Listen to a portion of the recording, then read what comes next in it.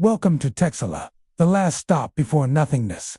On our way out of the town, we take one last look at the Balkans Fault Line Canyon, which has been a defining feature throughout all of our adventures here in Texas. It's hard to believe that we've already been exploring for over a week. And while our time here is coming to an end, this hike will be the perfect way to wrap up our trip. We're going to enjoy some solitude, see a few unique features along the way, and finish off with some views of the fault line itself. And what better way to do it than by hiking one of the most obscure trails in the entire park? That's right, we're going to check out the seldom visited Lost Valley Trail. We got to the trailhead at about 8 a.m. The parking lot was completely empty and the sky was clear. So we knew we were going to have the trail to ourselves today. Lost Valley is just over a mile long, and it descends over 700 feet from the rim of the canyon down to the river. Most of the elevation loss is in the first half of the hike, so once you get down, the rest of the trail is fairly level. The trail is also quite rocky, so be sure to wear proper footwear. But other than that, the trail itself is pretty well maintained. As you descend into the canyon, the forest begins to open up, and the topography starts to feel more like West Texas than the hill country. Eventually, the trail reaches the banks of the Rio Grande, and this is where things start to get weird. You would think that there could be much to explore on the relatively short stretch of river between the two canyons. But you'd be wrong. The area around here used to be underwater, and the retreating water left behind a bunch of treasures, including these petrified palm logs. Palm wood typically rots away quickly when submerged, so their preservation here is pretty remarkable. What's even more surprising is that these fossils are only the tip of the iceberg. There are petroglyphs hidden among these trees, and even more fossils buried underneath the ground. In fact, this whole area is kind of like a layer cake, with each layer representing a different period in Earth's history. The oldest rocks here are over 300 million years old, and the newest are only a few thousand. That's a pretty wide window of time. And it's not uncommon to find fossils from just about any era in between. For example, we found this fossil right along the trail, and a quick search revealed that it was a brachiopod, an extinct marine animal that lived in the Paleozoic era. Finding fossils like this helps scientists understand how life has changed over time and what role the environment played in those changes. Lost Valley gets its name from the fact that the river goes missing a little ways downstream. When the water disappears, it leaves behind a series of pools and terraces that are home to all kinds of wildlife, including fish, turtles, and even snakes. Because these pools are fed by underground springs, they often have water even when the river is completely dry. And that means that they can be an oasis for thirsty travelers. In fact, early Spanish explorers used to come to these pools to water their horses. The Rio Grande isn't the only thing that disappears around here. The boundary between Texas and Mexico also goes missing. That's because the river forms part of the border between the two countries. But in this section, the river is so wide that it's impossible to see the other side. That makes this spot one of the strangest places in Texas.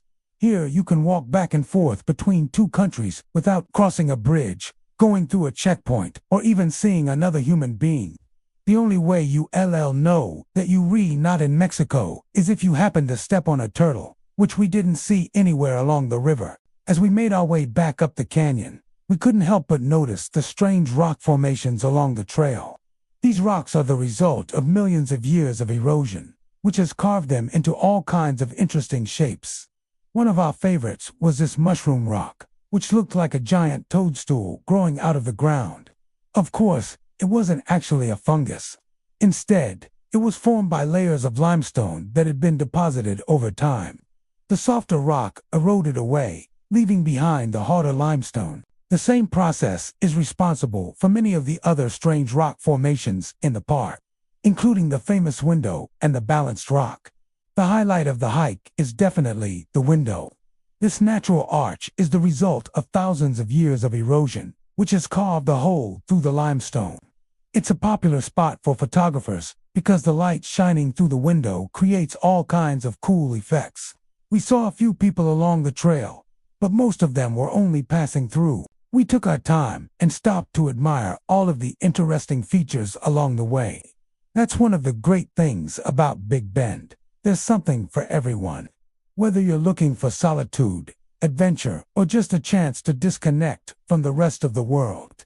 After about 4 hours, we made it back to the car.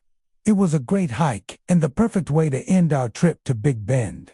We saw all kinds of interesting features along the way, from petrified palm wood to the famous window. We also saw very few people, which was a nice change of pace from the crowds at the more popular trails.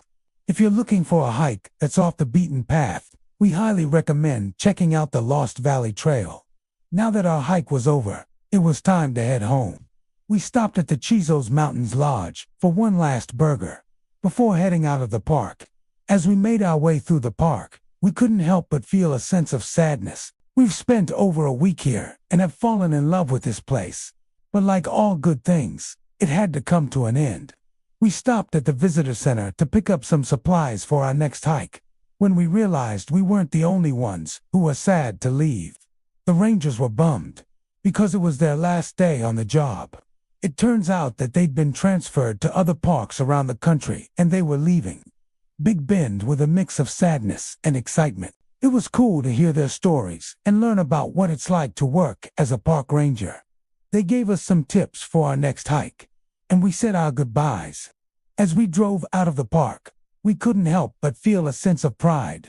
We'd explored more than 100 miles of trail and seen some of the most beautiful scenery in Texas. We'd also learned a lot about the history and geology of the area. But most importantly, we'd spent quality time together as a family and made memories that will last a lifetime. Our time in Big Bend may have come to an end, but our love for this park will never fade. The drive from Big Bend to El Paso is about 2.5 hours. So we decided to make a stop in Fort Davis along the way. Fort Davis is a small town of about 500 people that was founded in 1849. It's located on the edge of the Davis Mountains, which are the highest point in the region. We checked into our hotel and then headed to the nearby McDonald Observatory to catch a stargazing tour. We learned about the constellations and other celestial objects that can be seen from this part of Texas.